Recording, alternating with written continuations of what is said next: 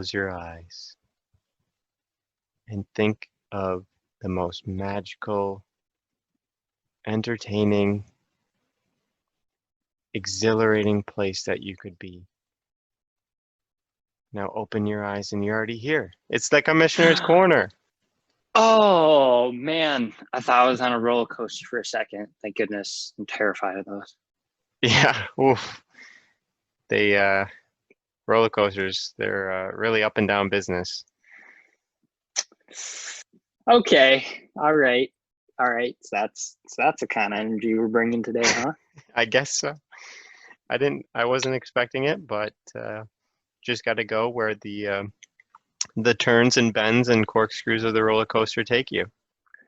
Yeah.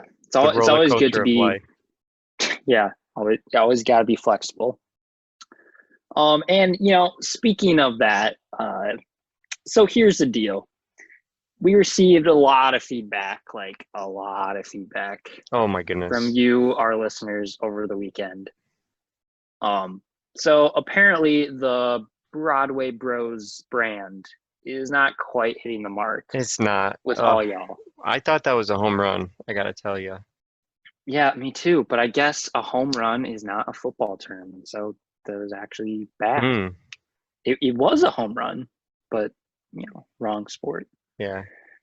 Yeah, the most common complaint that we heard from everyone was that the segment was pretty much just me making bad Hamilton jokes the whole time. And also, apparently, it seemed like Andrew was confused the whole time and didn't really say much. Some people said it was like Andrew didn't even know that the segment was happening, and I just steamrolled ahead. Yeah. So, I mean, would you agree with that, Andrew? I would, yeah. I even got some messages that the one that I mentioned was not in fact a musical play, but it was a football play from a fictional movie. So I was out of pocket there too. Yeah. Well, that is why we asked Jermichael to remove that. Yeah. Anyways, we have heard all of your complaints, and we have two main takeaways from it. First, musical theater is still too niche of a subject if we want to expand our listener base. And second, I should probably tell Andrew about the segments we're doing before we actually do them so that he can, prepare himself at least a little bit. So with those things in mind, we would like to welcome you to our new segment, Hollywood Home. Okay. Let's try again. Try Ready? again. Yeah, okay. We would like to welcome you to our new segment, Hollywood Hollywood Homies. homies. No, okay. Give me one more go. Give me one more go. Okay. Hollywood Home. Hollywood, Oh no, sorry. I'll give you. Okay, 1, 2, 3. Hollywood Hollywood homie. Homies. I think that was the best one.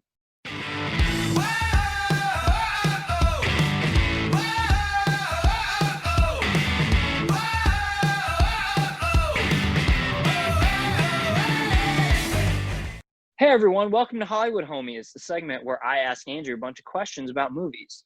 And I'm Now, Andrew, first, who gets asked questions by James about movies. that's him. Now, first off, Andrew, as a self-proclaimed cinephile, are there any good movies you haven't seen already? There's a lot of good movies that I haven't seen already, James. Oh, really? Yeah, there's plenty. Huh. I have heard that you're doing something to correct that. Can you tell us a little bit about that? I sure can, and I sure have done something to correct it. My cinephilia, what is Yep. it? Yep. It Cinephilia. it just became too rampant. Had to go get it checked out, and I got prescribed a 100 best movies of all time poster with scratch offs, where after you watch a movie, you scratch it off, you give it a rating out of 5 stars. There's other stickers like best director. Um, there's different categories like best horror film or best superhero film. So My girlfriend and I are working our way through that poster. I think we have about 8 done so far. Okay. Uh, any uh, any surprise ones that you really liked? What's the best one you've seen so far, and what's the worst? The best one that we've rated so far is Forrest Gump, but we had both seen that before. The best one that I had not seen was Silence of the Lambs. That was really good. Ooh, good flick. I started to understand a lot more cultural references in TV shows and things after watching that movie. Yeah. The worst movie that we've seen so far is Alien. Didn't even give that one a full star review. Would not Dang. recommend. And that's the singular alien, right?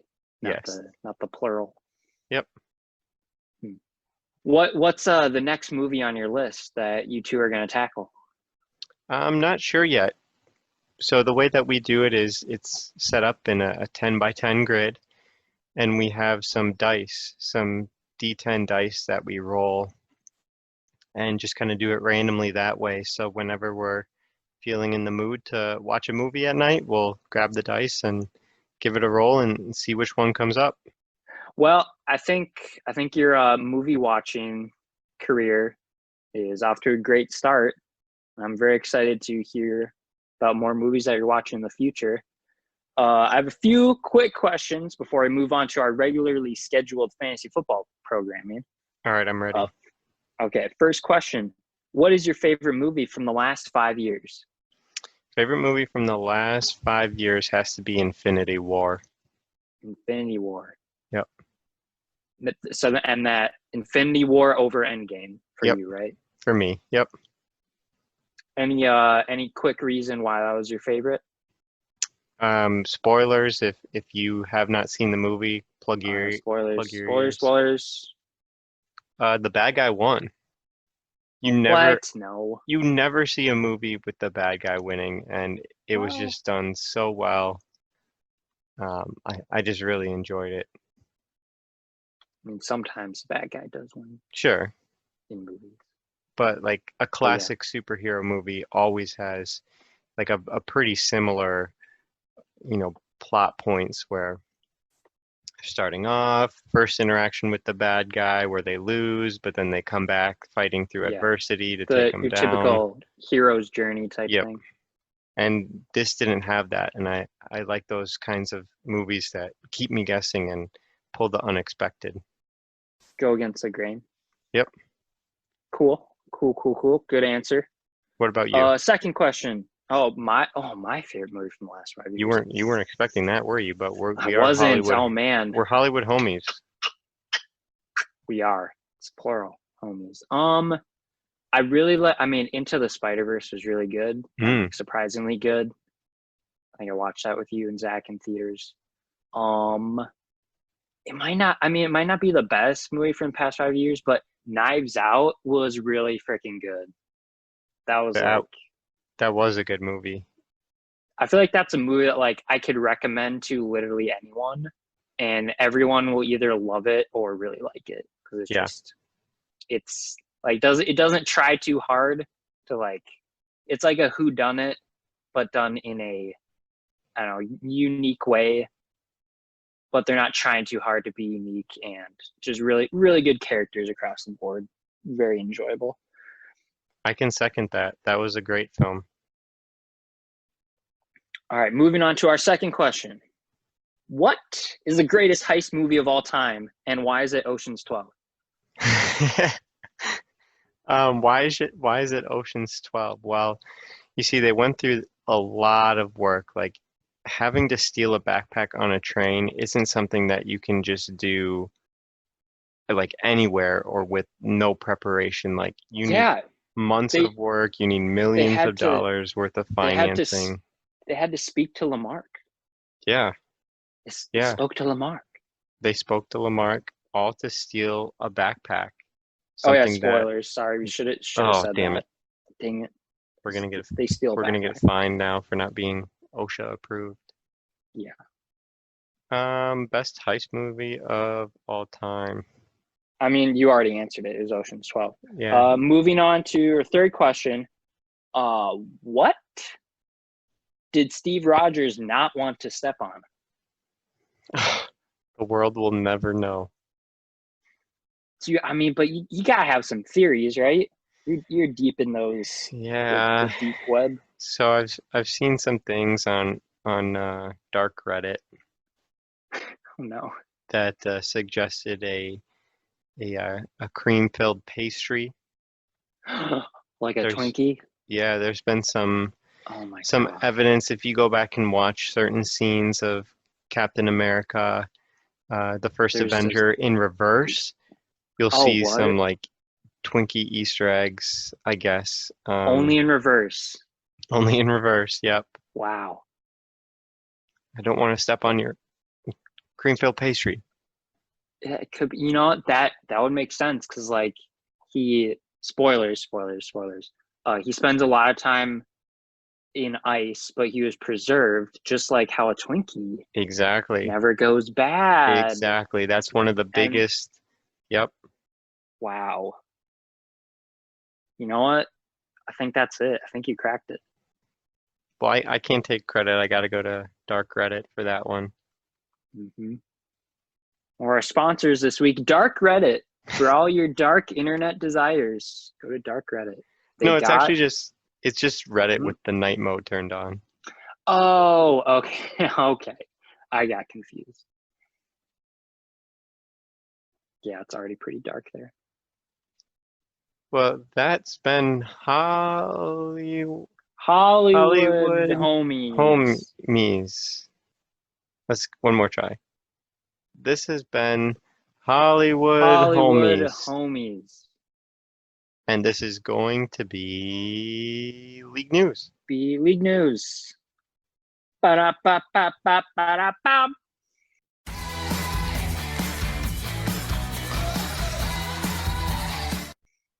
Not a lot of league news this week. Just want to remind everyone that the database is out there. There's some cool new features out there, so go give that a look. And also jump on Instagram. I think pretty much everyone has seen the new Instagram page for the league. I'm going to be posting just once a month at the start of every month the calendar edition from Jake Kessler, just so that stays in circulation. Everyone can see, the dates of the month. And then I'm also going to be putting important things in there like people's birthdays or, other important dates like holidays or things pertaining to the NFL. So give that a follow, give that a like, and yeah, good way to keep in touch, or not keep in touch, but a good way to stay up to date, Stay connected. stay connected, stay Stay informed. Stay informed, safe. stay hard, Be stay a horny. hero. What? Took a left turn there. I zagged on you. Yeah, apparently. Yeah, jeez. Okay. So that's all we have for league news. Transitioning to NFL news. I think that we might have some copyright issues with that one. No, it's fair use. It's a parody. So NFL news. The coronavirus pandemic continues to be a thing, and the NFL continues to deal with it. As of the most recent article I could find, 40 NFL players have opted out by this time. I thought the deadline was Monday, August 3rd. I guess it's not. And the NFL is trying to move up the deadline to sometime this week. But yeah, I don't know. I think the deadline is sometime this week, probably. So I guess we'll find out who all is opting out. 84 people have been placed on the reserve/COVID-19 list. That doesn't necessarily mean that many people have tested positive. It just means they were in contact with someone who did. But it does seem like most of that 84 is people who did test positive. So yeah, it's not great. hopefully that number doesn't grow too much, but it seems like it probably will. Yeah, it all depends on how well they're able to contain it. Do they go to more of a bubble approach or do they keep going with what they got? But yeah, that number could fluctuate throughout the season, so we're just going to have to stay on our toes with what's going on. I think I read that New Orleans is doing like I don't think it's a mandatory bubble, but they're basically just having all their players like for at least training camp, just like stay in the same hotel and like basically voluntarily, not have outside contact. I don't know how much good that will do, but it seems like if every team adopted some sort of policy like that, it would probably help a bit. Hopefully they do something like that. I feel like that would probably make some sort of difference. Yeah. But we'll just have to wait and see. Mm-hmm. All right, well, that's NFL news for this week. Don't have a lot of NFL news, so let's head on over to this week's crazy stat. Crazy stat. Do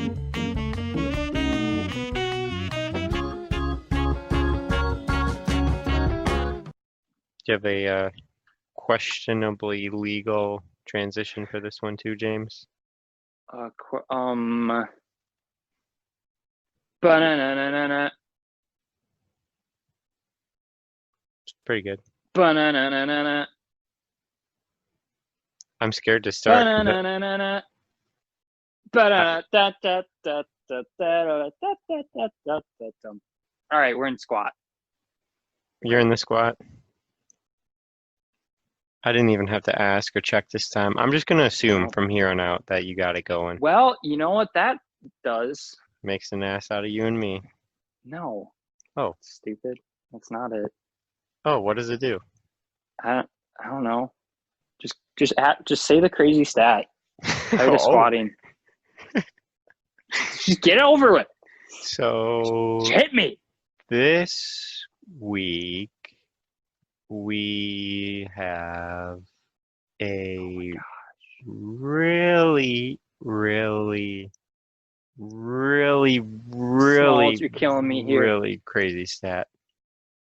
You know what, James? When I look up these stats, I don't, for any reason whatsoever, at all, for any reason, have to go any further or any more for any reason past what there would be for any sort of situation that may or may not cause me, for one reason or the other, to look further than I need to. Andrew, we do give this to people to listen to. They have to listen to it with their ears. So if we could just streamline it just a little bit, so they don't have to listen to you just prattle on for 10 years, trying to make me squat for longer than I need to. Please just hit me with that crazy stat. All right, James. This is for you. Just drop it.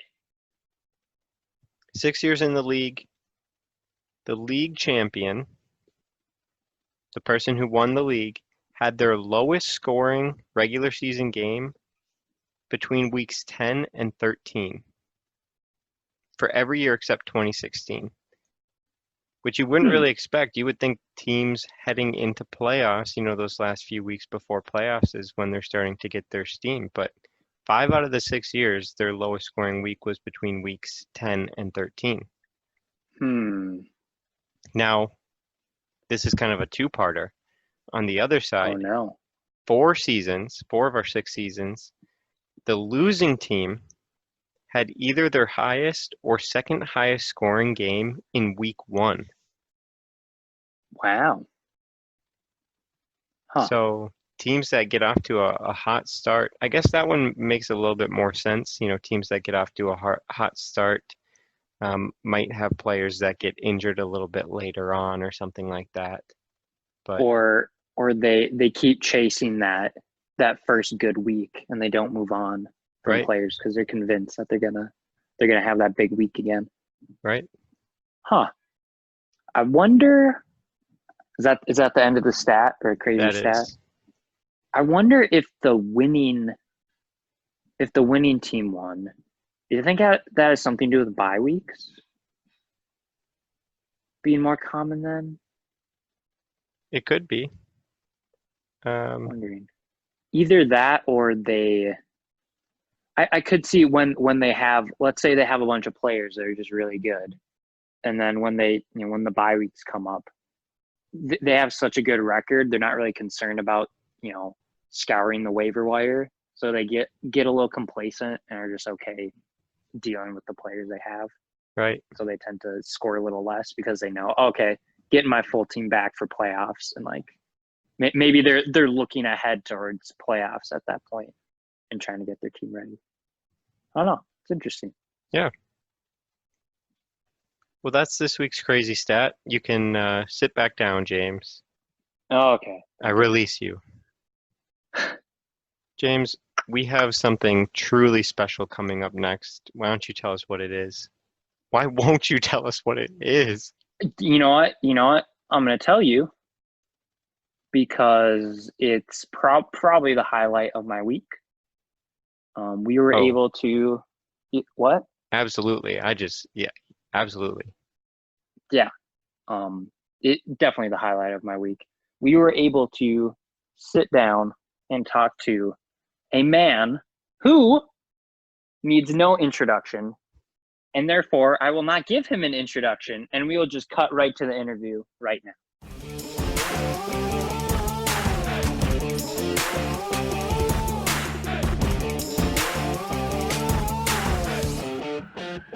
Well, we're joined today by Sai Sunkam. Sai, it's great to have you here. Great to hear you and talk to you again. How have you been doing? Great to be here, boys. I've been doing well, just I guess as well as anyone can be doing in the middle of a pandemic, but just hanging around. Very nice. Well, it has been a while since I think any of us have seen you in person. So, what are some of the bigger things that are happening in your life? Um, the biggest thing is like my Madden franchise, which is actually kind of in the shitter right now. But other than that, I graduated grad school, working at Microsoft, moving to Seattle soon, and that's pretty much it. That's Dang. Well, that's very exciting. I really hope we Yeah, can hear more about that Madden franchise going forward. yeah, it's just like Interesting. I'm just terrible at Madden now. Like, I don't know, the game's been every year, like they don't really make it any better. They just make you pay more for it. yeah. Yeah. Well, I think it was on Instagram the other day, you posted that you were in the Super Bowl with your franchise team. How'd you end up doing there? Yeah, I mean that was a lie. Like the story was just a Oh picture of no. like the Madden loading screen, and I was just starting off my franchise. But another part of that was like the Twins game, and they were up 9-0 on the Sox, so that part was good. Yeah, that part held some truth. Congrats on getting a job with Microsoft and graduating grad school. That's pretty cool. Thanks, man. I appreciate it. Yeah. Well, thank you again for the update there, and I think let's now shift our questioning to fantasy football. And we'll start with a quick recap of your 2019 season. You finished the regular season with a record of 7-6 in fifth place. So you were able to make the playoffs for a second straight season, but you fell to the expansion team of Matt Zabel in the first round, ultimately finishing fifth overall. So how would you rate the success of your 2019 season? The first few weeks were going pretty well. I was super excited, getting kind of pretty good production from Mahomes and like some other players that I didn't expect. But, after Mahomes got injured and then I had a couple of losses kind of grouped more closely together towards the end, it was kind of tough to finish off that way. I was hoping to make a, deeper push in the playoffs, but, I wasn't last, so I've been there too. So, silver lining. Yeah. Well, yeah, you mentioned it, and this was something when, we were prepping the questions for for this interview here, this was really interesting to me. You did start off the season very hot. You were averaging 121.7 points in your first 8 games. And Jeez. then right after that, it like completely flipped. And I'm wondering if that corresponds to when Mahomes went down. But your last 6 games of the season, which includes your one playoff game, you were averaging only 83.2 points per game. So a difference of 38.5 points there. So a pretty big difference between that first half and the second half. Did that, kind of affect your mentality and your spirits, when setting a lineup each week? Yeah, absolutely. So I think that I had one really tough loss against Sean where he just completely blew it out of the water. I think like 180 something. And then after that, I had a lot more losses. I think, like injuries kind of caught up to me towards the end of the season, but also just like what I was what I was averaging in the first few games wasn't really, I couldn't really expect that throughout the whole season. I kind of got lucky at the very beginning with, I think a couple of games like Michael Thomas had like 2 or 3 touchdowns. It's like, you're not going to get that every game. But, obviously like when you start losing closer and closer games towards the end, you're kind of like, you're desperate to make the playoffs, and it's disheartening, to say the least. So when you finally got your season cut short by Matt Zabel, was it a little easier because it was Matt Zabel? You kind of felt good for him since he was the new kid on the block, so to speak. And plus, no, absolutely not. Zabel. Actually, the opposite is true. Getting kicked out by an expansion team. Obviously, it's it's like getting taken out by a rookie, right? Like, obviously, I know like Matt Zabel's been in other leagues, and he's probably got plenty of fantasy football experience, but you never want to lose to like the new guy, right? So, but it is what it is. Well, Sai, every season starts with the draft, and yours always seems to bring some disparaging comments about your strategy. You have had your fair share of blunders, that one year with 3 kickers, but you also managed to hit on quite a few high-scoring players that no one else really saw coming. The best example of this definitely being Mahomes in 2018. I remember I was kind of drafting for you in that draft. You had sent me all of your rankings, and you had Mahomes as like quarterback like 5 or 6. And when I took him there, everyone looked at me and they're like, really? Like Sai had Mahomes that high? And, we all know how that turned out. And then this last year too, you took Michael Thomas over Zeke at the 4th position. You also drafted 2 defense, but the second one was the Patriots, and we know how that turned out, historic scoring season for the defense. So what strategy do you use to draft that makes you go against the grain for better or worse? I think when I first started off in the league, I was kind of doing the whole just looking at mock drafts and looking at projections and just individually evaluating players and taking the best available. And then like the past maybe 2 or 3 years, I've focused more on like units as a whole, like offenses. Like, even if you have like a really great guy on kind of like a lagging offense, or like, maybe the offensive coordinator is not that good. Like, you don't want like the best wide receiver on the Browns. Like, you kind of want maybe an average wide receiver on the Chiefs, because like, the Chiefs are going to score like 40, 50 points a game or something like that. So that's what I've tried to do the past couple of seasons, is like, get players from like high power offenses like the Chiefs or like the Saints a few years ago, like the Steelers even a couple of years back, and just be more holistic in like evaluating production. Yeah, Would you say that's more of a opportunity over talent sort of strategy that you apply to drafts? Yeah, absolutely. I think because it's like really hard to pick like who's going to be like the top running back this year, or like who's going to, like, you don't know. And like obviously one guy might be like like the single best offensive player on the team, and the rest of the team sucks and they don't play make the playoffs or anything, but he generates a lot of points. I'm willing to forego that in favor of the guy that's like maybe not the best player on an offense, but he's getting his like consistent maybe a touchdown or 2, a touchdown every week, or like getting a significant amount of yards every week, just because the offense is just so overpowering. Yeah, absolutely. Going with that consistency approach instead of trying to find those guys that are going to be the big home run guys that no one really saw coming, you know? Yep, absolutely. So continuing with a closer look at your draft strategy. Over the course of the 6 seasons you've been in the league, the average round where you draft your first quarterback is 2.5. You drafted them in the 3rd round in 2014 in your first year, then the 2nd round, 3rd round, 1st round, 4th round, and then last year was in the 2nd round. What is your, I guess, like methodology or thinking in taking a QB early?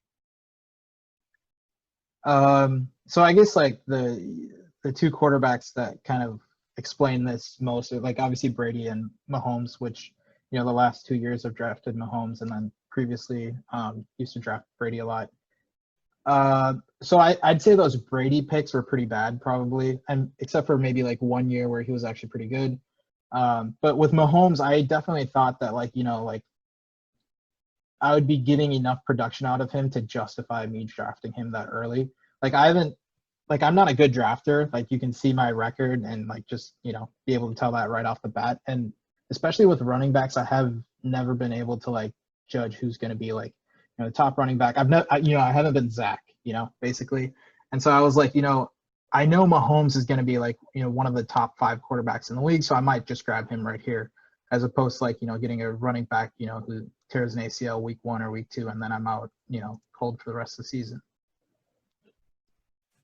Yeah, that's a good point. And when it is a position where you only need one person, getting someone who is such an elite player in Patrick Mahomes, you know, you can just really set him, put him in, forget about him, and then fill up the rest of your roster with, you know, more depth pieces for those running back and wide receiver positions. Yeah, for sure. It seems like a pretty like safe pick strategy where, hey, maybe in that spot you could get a running back that might break out, or you can just take the quarterback you know is going to be one of the top 2. Yeah, for sure.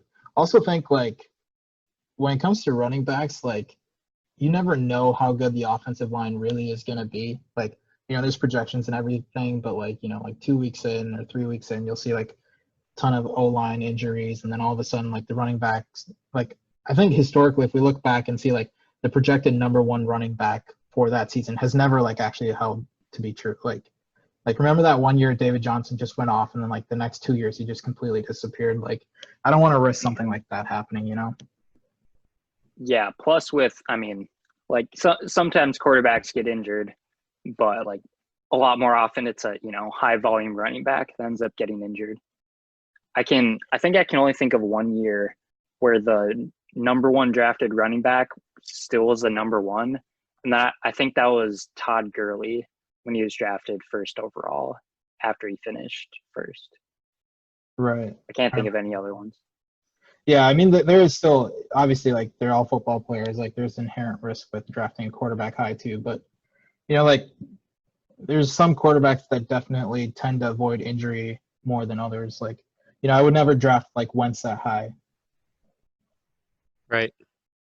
Yeah, and with so many rules these days being focused on protecting the quarterback, you know, there's fewer injuries to that position and to those starters, where the running backs, you know, they're getting hit hard every single play, you know, every single time they carry the ball, where quarterbacks can be pretty protected. Yeah, for sure. I mean, I think this year will be sort of interesting to see like how, you know, the NFL decides to like either they play in a bubble or how they manage like the whole pandemic. But like maybe there will be like an element of like, you know, which players are most likely to test positive for COVID or something and like have to sit out 4 weeks or something, you know? Yeah. Yeah, that'll be an interesting thing to try to predict. So do you think either that or, you know, kind of the discussion we just had is going to continue with the draft for this upcoming season, where you look to take, you know, Lamar or Mahomes again early? Yeah, absolutely. I haven't really done any research yet. But you know, obviously we'll be trying to look at some of those overpowering offenses. Like, Ravens, Chiefs, Texans, and see if anybody good's available. Yeah. So I don't think any of us in the league have seen you in person very recently, and especially not for a draft. You've been out in California for our last 2 cabin drafts that we had. So first of all, we definitely miss having you at the draft. It's always fun, having everyone there. But one thing I think we all are wondering is, what does your remote draft setup look like? Like laptop, phone, pizza, and a beer. What is it? It's actually wings and a beer, but and obviously too much beer in recent years, or actually throughout how long I've been drafting. But I have like a monitor and just my computer, so I'll have some like stats pages. I'll have like the ESPN webcast or whatever the app's called, like the web app that's on my desktop, and then I'll try to do a little bit of setting up those, if this player is available, draft him right away. And then after that, what I've tried to make sure of recently, and I will definitely do this again, is having like NFL.com, ESPN.com, all of those pulled up, and all the breaking news headlines. Like, I'll definitely be looking at the breaking news headlines just to make sure I don't draft a retiring player or my third kicker, or just good moves. Never again.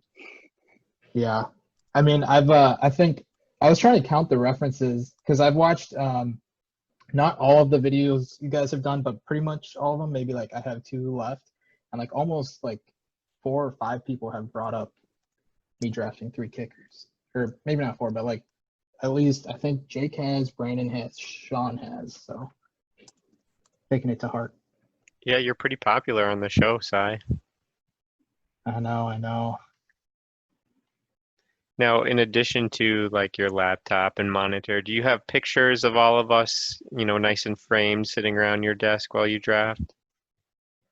No, I mean my screensaver is the calendar Jake sent in the group, but other than that, I don't really need to look at the rest of you guys. Oh, but Sai, we have a huge portrait of you that we always set up on an easel when we're drafting. Oh, really? Yeah. We even put little LEDs behind your eyes so it looks like you're angry. I kind of want to see this. Oh man, we backed ourselves into a corner, James. Oh no. We actually got to deliver on this now. Okay, I'll just make a quick note. Get evil Sai picture. There it is. I see the note. Yep, it's there. It's gonna happen. But I will say I actually do always have that picture of Smeeds. I'm excited for the draft. Ready to go. Oh, good. That is essential. Helps everybody get into the mindset shit is real. No more joking around. No more mock drafts. We're doing it now. I'm excited for the draft. We're excited. Helps me calm my nerves for the draft, Oh, good.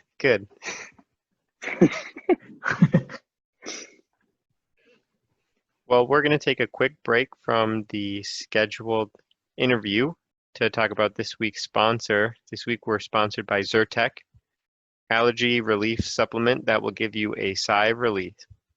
May cause drowsiness. Don't take more than 10 milligrams a day. Speaking of sigh of relief, our second sponsor this week is Preparation H. When you feel the burn from sitting too long in the loo setting your lineup, turn to Preparation H. Now with daily wipes that go beyond cleaning to cool, soothe, and reduce irritation. Well, while we have you here, Sai, 10 out of 10 would highly recommend this next segment as well. Would you rather? James is going to hit you with a few questions. Are you ready? I am. Hit me with that drop, Smeed. Blah, blah, blah, blah, blah.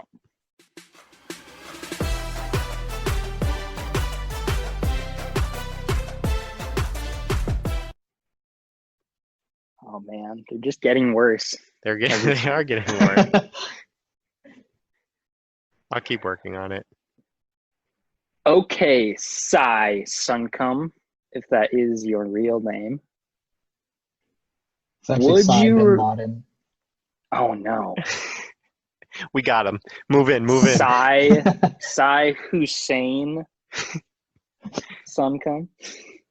A lot of people forget that Hussein. Anyways, would you rather switch your starting tight end, defense, and kicker positions to have all three of them be one of those positions? So 3 kicker spots, 3 defenses, or 3 starting tight ends? Or would you want to keep them the same? So instead of having a tight end, kicker, and defense, I could potentially have 3 tight ends or like 3 defenses or 3 Or kickers. 3 kickers. I know. I was leaving that out, but okay. Yeah. Well, like I try to stock up on kickers, so I'm gonna have to go with no. You know what?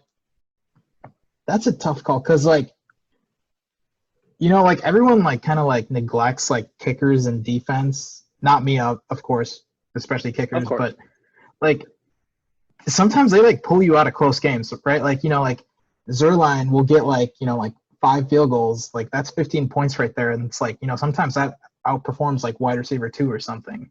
So that's a tough one. I would say I'd keep it as it is.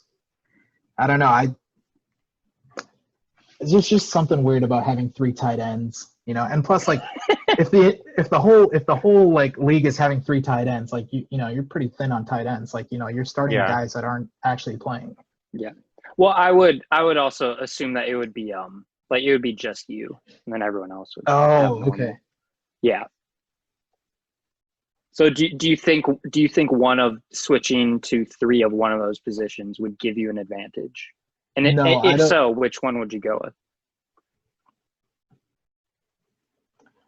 I actually don't think it would give you an advantage because I don't think you could draft 3 good of like I don't think you could draft like 3 great tight ends or like 3 great defenses because like someone's bound to take like you're gonna end up with like a scrub or like 2 scrubs, and like I think the odds of you drafting like a good tight end, a good defense, and a good kicker, like like one of each, is higher than the odds of drafting like 3 good ones of the same position. Does that make sense? Yeah. Oh yeah, I totally get that. Yeah, because if you like theoretically you could have the best tight end, the best defense, and the best kicker, but then if you had to start 3 tight ends, and you could only have the best tight end and like the second best tight end. Yep. Man, all right, so Sai would keep them the same. Andrew? This is a good one. I'm between keeping them the same, but I think my final answer is going to be, jokes aside, 3 kickers.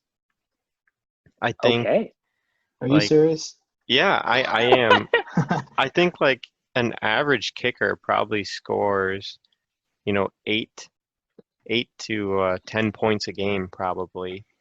And obviously there's some tight ends like your Kelseys and your Kittles that are, could put up a 30 burger or something like that. But I feel like there's a pretty big tier drop off that like the 10th through the 12th ranked tight ends aren't going to consistently give you 8 to 10 points.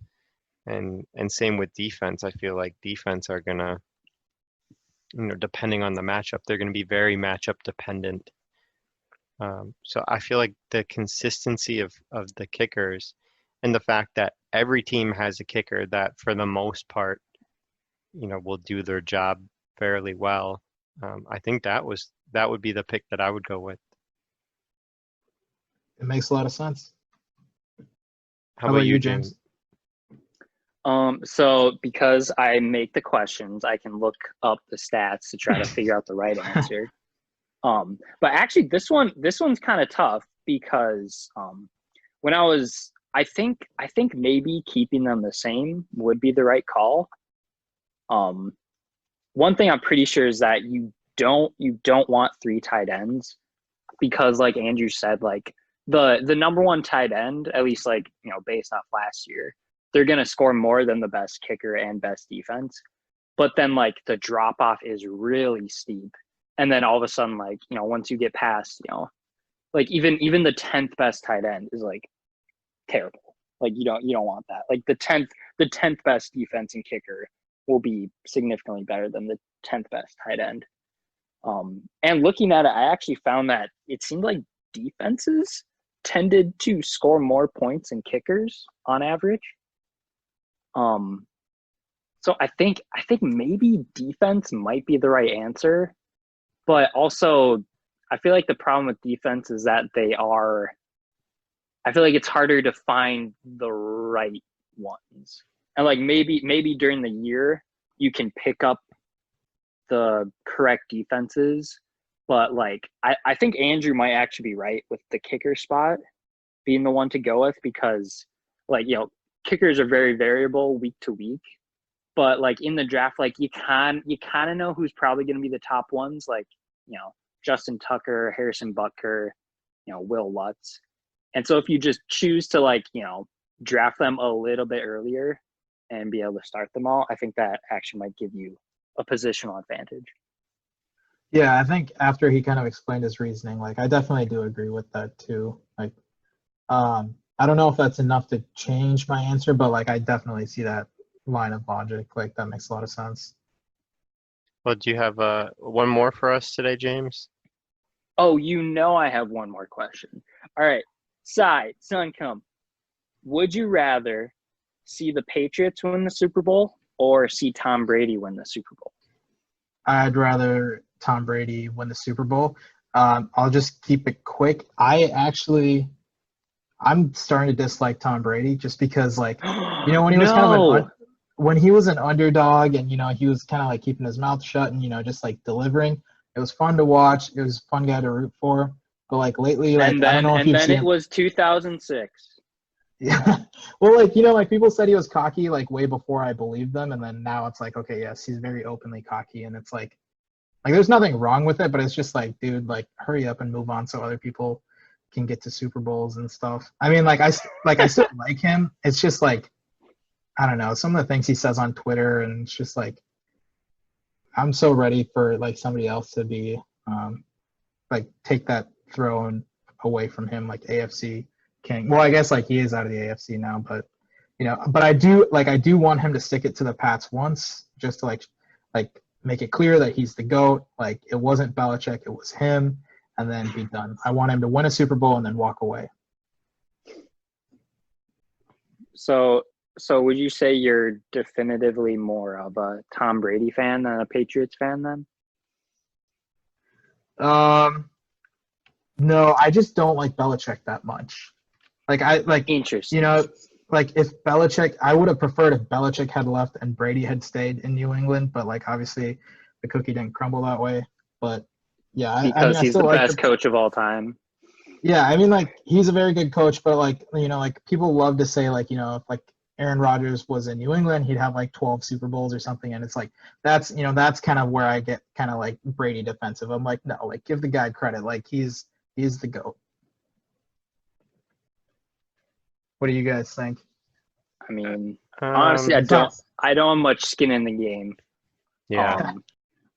I guess honestly, like I mean, I don't really care about the Patriots either way. I have a lot of respect for Belichick, and I think like both Brady and him, one of them without the other would have won maybe 2 Super Bowls.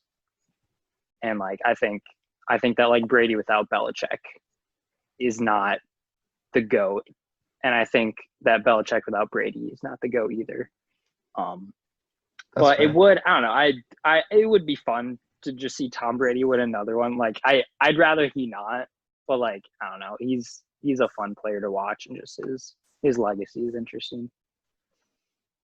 Yeah, I think I would probably lean towards Brady as well if those were my two options. Just because, well, one, I'm not a huge Cam Newton fan, and even when Brady was dominant, like his last few years with the Patriots, it wasn't like an exciting offense. You know, they had Edelman and like James White, but you know, who else on that offense did they have after Gronk retired? They really didn't have anybody, but now that he's on Tampa Bay and they got, you know, Mike Evans and Chris Godwin, and you know, it's more of an exciting team to watch, in my opinion. So Yeah, I it'll definitely be a more exciting brand of football. Like yeah, last year For was sure. horrible. Also, Yeah, like if I can just say a quick hot take, I ooh, I think Aaron Rodgers is going to leave the Packers. Maybe not this year, but within 2 seasons, and he's going to end up a Patriot before his career is over, and he will oh, play for Belichick. ooh, that would that is a be hot that would take. be interesting. Well, do you have any more would you rathers, James? No, that was the last one. So Sai would rather see Tom Brady win, and I guess Andrew and I were on the same page. All right. Well, I think with that, we'll jump back into the interview questions here. We have just a few left for you here, Sai. So last year, actually the last 2 years, you have made playoffs, but have been unlucky in your first game of the postseason, going 0-2 and averaging 76.5 points in those two matchups. Can you attribute your playoff undesirable performances to anything specific, or is it more just bad luck? Actually, I mean, I don't want to sound cocky here, but I think part of the reason might be like having players that are like too good. Like, okay, so like Mahomes, so like the Chiefs are obviously not going to try super hard at the end of the season for injury reasons, and you know they don't need to. They've like already locked up seeding or like at least a first round bye. And I think the previous year, especially, that was true because I had Mahomes, Tyreek Hill, and Kareem Hunt, and I think Hunt was out for being an asshole, but Hill and Mahomes were, or was that year or was that later? I don't remember. But anyways, the high powered offenses usually aren't playing super hard week 16, week 17, and so I definitely do need to plan in advance for that, and have some reliable options, like have like a couple of Seahawks players or like Steelers, like those guys that are always like fighting to get in right at the end of the Sure. season and like put up a lot of points. So I'll try to get some of those guys in this year. Yeah, that's a good point that, it's not just injuries or anything you have to watch out for, but these NFL teams that are still fighting, and hopefully this 7-team playoff thing that the NFL is doing now, where only the top seed gets that first round bye.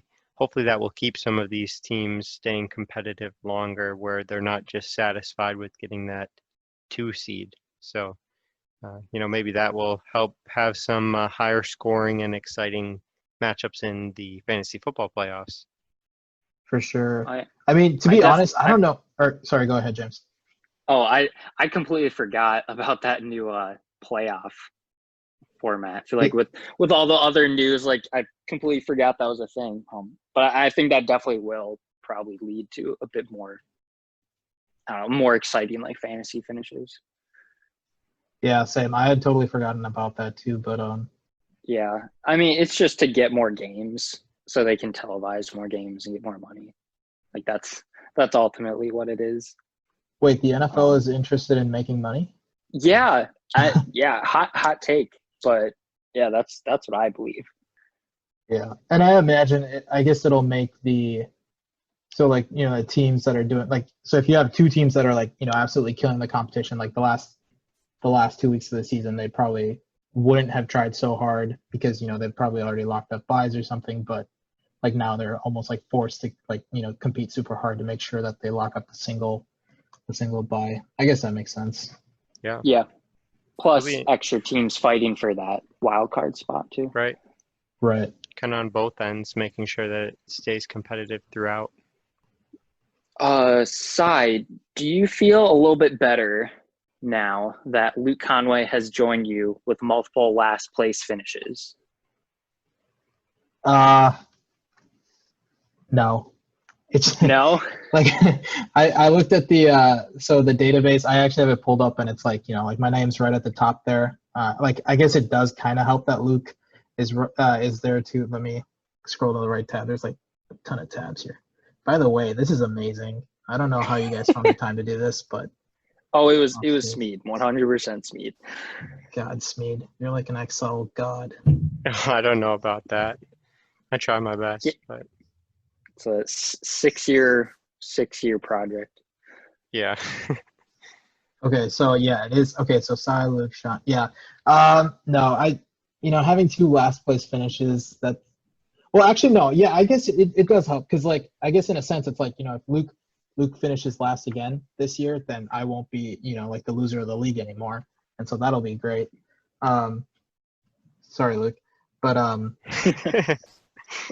yeah, you know what? Like, I'm here for it.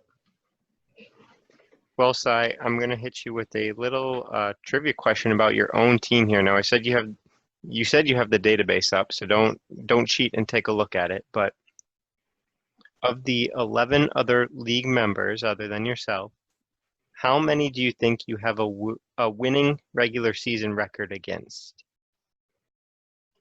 Oh fuck. I'm trying to think if I have a winning record against Sean. All right, I'm gonna say, like, obviously not you, James, not you, Smeed, not Zach. I don't think against Jake. Probably not Jackson. Brandon will probably, but maybe like 2 or 3, I guess. Like maybe like Clay and Sean. Well, Sai, Yeah. the answer is actually 7. What? You have a No. winning record against 7 of the other teams. The only 4 that you don't are James, myself, Zach, and Clay. Wow. Wait, are you serious? Yeah. So like I can Regular. talk shit to like Jake and like Jackson? So this I mean, is have you been stopped before from talking shit? No, but now I feel validated in doing it, Sure. Yeah, let me read these off here for you. So, Sean, you're 5-3 against. Okay. David, you're 6-5 against. Suck it, David. Luke, 4-3. Jake and Jackson, you're 3-2. And then you beat Nice. both Brandon and Matt Zabel in the regular season this last year. Okay, so like I'm, barely edging it out, but I'll take what I can get. Still. Yeah, I mean, like, that's 7 more teams or 4 more teams than I thought, so that's great. Yeah. Well, the 4 teams that I mentioned that you that have bested you in the regular season are James, myself, Zach, and Clay. And those 4 teams actually account for 63% of your regular season losses. All right, James, you want to take us out here? David? Oh yeah.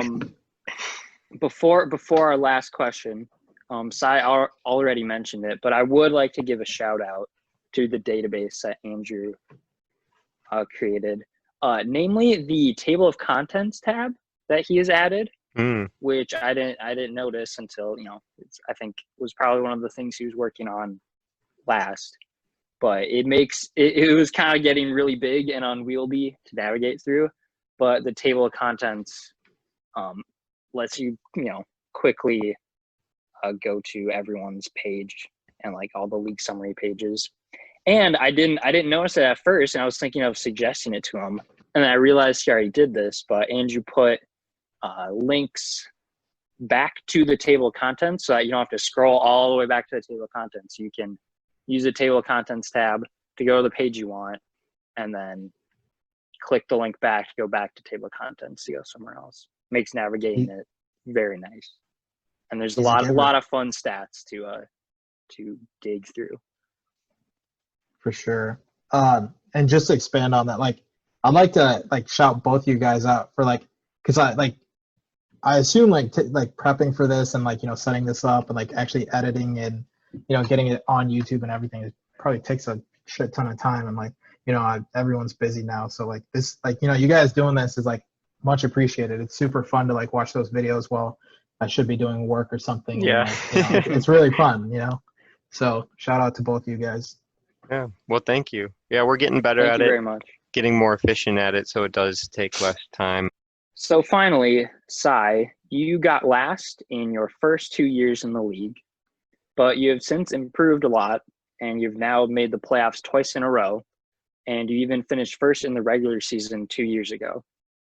What has been the biggest key in turning around your performances to be a solid playoff contender, and how are you going to continue that in this upcoming season? Honestly, I think it's a mixture of one, the fundamentals, just doing your research. Two, tuning out the noise. This is a big one, boys. I get a lot of hate from all you guys, draft after draft. Like most of the time I deserve it. But like sometimes I thought I overreacted to the previous draft. Like maybe the mistakes I made the previous draft. Of course we're all gonna make mistakes, but sometimes there's luck involved too.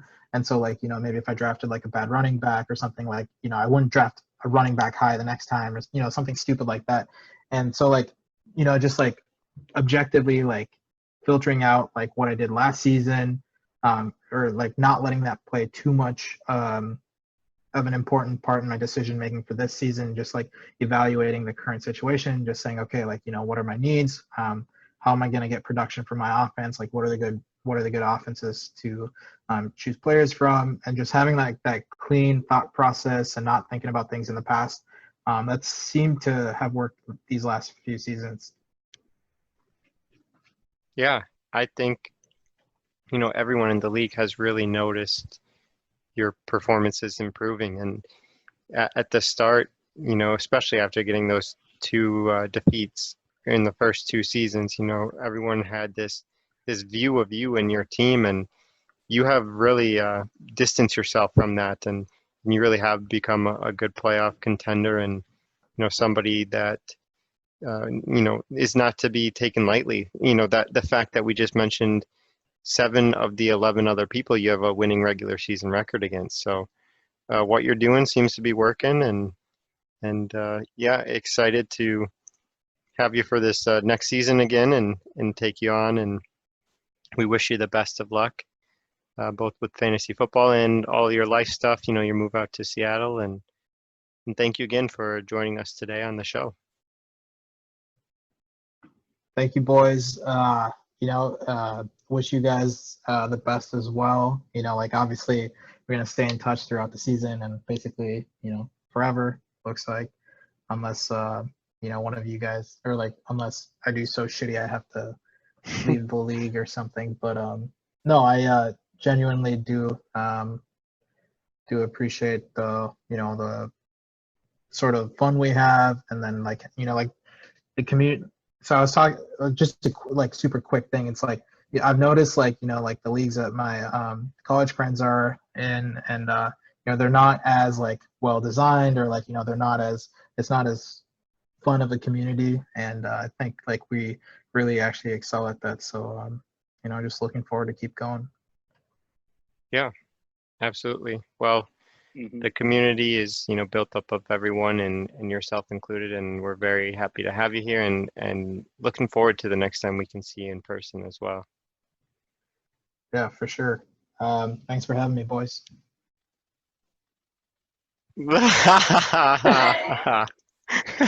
Oh man, Oh, that's wow. Sai. That was a delight. Wow, man. I feel rejuvenated. Man, that kid, he has a quick wit. That's all I can say. He knows how to pick up somebody's spirits. Yeah, tickle. All my bones are funny, and they've been tickled. Oh man. Wow. Well, thank you again to Sai for joining us. He's still got you cracking up, doesn't he? Man. He got me. Well, thank you again to Sai for joining us. It was a wonderful conversation. Glad to have him on the show, and wish him the best. Guys, we got just about 2 more weeks until draft weekend, so time to start getting that research going, time to start getting preparations for golf going. We're getting there. Tick-tock. And we're golfing Friday morning, right, Smeed? Yep, that's the plan as of now, Friday morning. Cool. And then the actual draft time, we're planning on doing it tentatively Saturday night, like we usually do, but that could change. We're going to basically try to schedule it so that Sai and Matt Zabel are able to draft remotely with us, and so we'll try to work with their schedules for whatever time works. But yeah, I think that's gonna wrap it up for this week. Thank you guys for tuning in, and we'll catch you later this week. Signature sign off. Wink.